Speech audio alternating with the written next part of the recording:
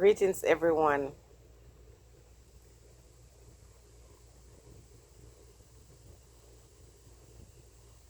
That was a moment of silence for all the African persons in the world that have lost their life because of individuals who are hateful. And when we are talking about oppression, we don't see skin color because oppression is oppression regardless of who is doing it.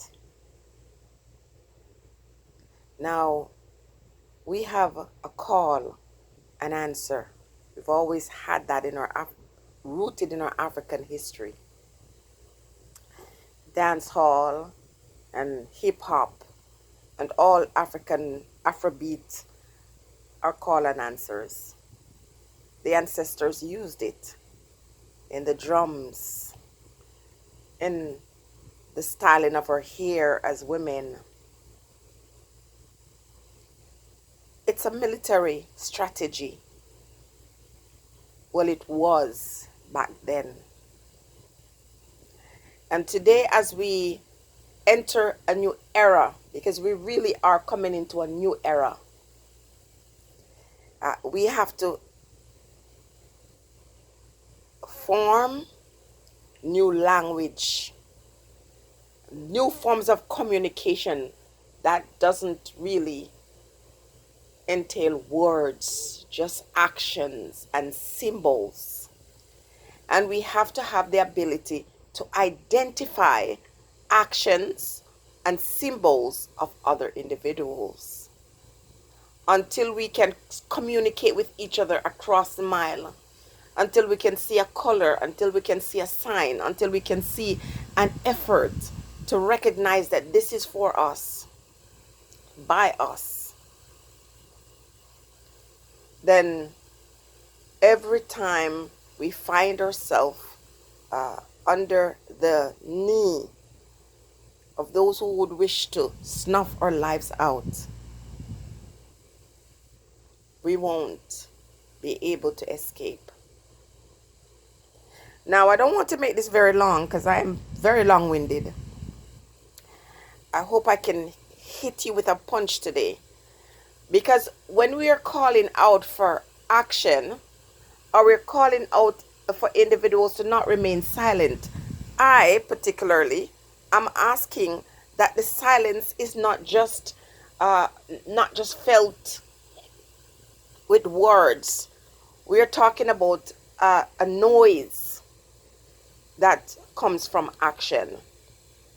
Now, I'm sorry to say this, people, and I realize I'm very hard to please, but something is not sitting very well with me.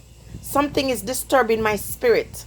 And so what I think is happening is that folks are now saying, you okay? You don't want us to be silent? Okay, we will talk. So all kinds of people are coming out. And on the surface, it looks wonderful, but you have to ask for that intuition. You have to ask for that sixth sense, some of you will say, to be able to identify those who are genuine and those who are not. Because there's a strategy that has been used, and it has been used or harnessed by other folks who have had oppression themselves. And what this thing is that when a word or words were used as a weapon, folks have found a way to sanitize it, or maybe reclaim the word. That's better, reclaiming of that word and causing it to lose its power. And so groups that have experienced oppression and abuse in all forms then come back and retaliate, because the only way these things can stop is when you retaliate, when you stand up and say no more. And you're not just saying no more with your words, but you're doing so with your action. And so folks have reclaimed these words and they lost their power. So in the case of African Americans, you have them using the N word, reclaiming that word, which in my mind can never be sanitized, but some folks use it to take the power from it. But in the case of the African Americans, it's not lost its power, because when they use it towards each other, it's like a brotherhood.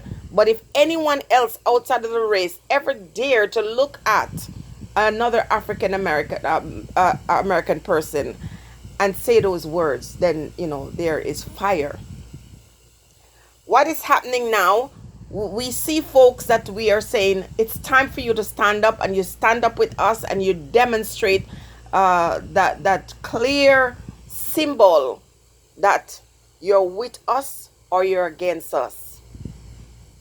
And on the surface that looks beautiful, but there are others who are making a mockery of it. So there are folks, everybody and their mama is coming out now to talk about anti-racism as if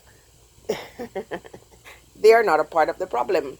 And I'm asking you today not to fall for it, not to fall for the semantics, not to fall for the show, because they're very good at the show. And a show that is just made of words, magical words. What we want to see is action. We want to see these layers get torn down. These monuments get torn down. These things get removed in a way that we don't have to ask if this is change.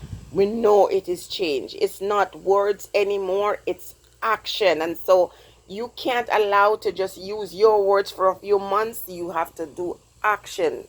You have to make sure that you use action. And we keep our secrets secret. So I'm speaking in general here. But until you start to value your secrets and the strategies you create and invoke to free us from what is a demon-like system. So it's not everybody who comes out and say, oh, anti-black racism is genuine. Know that.